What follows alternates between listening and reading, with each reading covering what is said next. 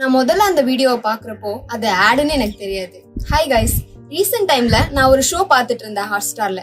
அப்போ ரேண்டமா எனக்கு ஒரு ஆட் வந்தது. அந்த ஆட் வந்ததுக்கு அப்புறம் அது ஆடுன்னு என்னால கண்டுபிடிக்க முடியல. அவ்வளோ அழகா இருந்தது, அவ்வளோ டச்சிங்கா இருந்தது. ஆக்சுவலா இந்த ஆட் எங்க ஸ்டார்ட் ஆகுது அப்படின்னா, அங்க ஒரு லேபர் வார்டுல ஸ்டார்ட் ஆகுது. ஒவ்வொரு லேபர் வார்டுலயும் இருக்க ஒவ்வொரு அப்பா கிட்டையும் அவங்க கேட்க ஆரம்பிக்கிறாங்க, உங்க குழந்தை பிறந்ததுக்கு நீங்க எவ்வளவு ஹாப்பியா ஃபீல் பண்றீங்கன்னு. ஒவ்வொருத்தவங்களும் ஒவ்வொரு ஆன்சர் பண்றாங்க. எனக்கு ரொம்ப ஹாப்பியா இருக்கு, இது ஒரு டிஃப்ரெண்டான ஃபீலா இருக்கு, நான் ரொம்ப ஹாப்பி, என் குழந்தைய நான் எப்படி வளர்க்கணும், எந்த இடத்துல சேர்க்கணும்னு யோசிக்கிறேன்னு சொல்றாங்க. சோ அப்போ உங்க குழந்தைங்களுக்கு என்னெல்லாம் தேவைன்னு அவங்க கேக்குறாங்க.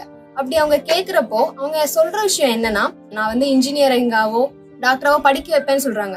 அதுக்கப்புறம் அவங்க இன்னொரு கொஸ்டின் கேக்குறாங்க, நாங்க வந்து ஃபியூச்சர்ல நாங்க சொல்லல, இப்போ உங்க குழந்தைங்களுக்கு என்ன தேவைன்னு நினைக்கிறீங்கன்னு அவங்க கேக்குறாங்க. சோ அதுக்கு அவங்க அப்பா சொல்றாங்க, கண்டிப்பா அவங்க அம்மாவா தான் இருப்பாங்க அப்படின்னு. சோ ஏன் நீ இங்க வந்து அம்மாவை சொல்றீங்கன்னு சொல்றப்போ, அம்மாங்கிறவங்க தான் ஒரு குழந்தைய கண்டிப்பா அரவணைப்பா பாத்துக்க முடியும். அவங்க கிட்ட இருந்து வர அன்பு, பிசிக்கலாவும் மென்டலாவும் ஒரு குழந்தைய பாத்துக்கக்கூடிய தைரியம் ஒரு பெண்களுக்கு இருக்கு. சோ அப்படி அவங்க சொல்றாங்க. அகைன் அவங்க கேக்குறாங்க, அப்ப அந்த அம்மாக்கு என்ன தேவைப்படும்னு. சோ அந்த செகண்ட் அவங்க யோசிக்கிறாங்க, சரி ஓகே, அப்போ மிச்சம் இருக்க ஒர்க்லாம் யாரு பாப்பாங்க அதெல்லாம் யோசிக்கிறப்போ ஒவ்வொருத்தவங்களா சொல்றாங்க, நான் அவளுக்கு வந்து ஹெல்ப் பண்ணுவேன், நான் வந்து துணி துவைக்க ஹெல்ப் பண்ணுவேன் அப்படின்னு. ஜென்ரேஷன்ஸ் நிறைய மாறிட்டு இருக்கு. இருந்தாலும் நிறைய இடங்கள்ல பேரண்டிங்னா என்னன்னு தெரிய வர மாட்டேங்குது.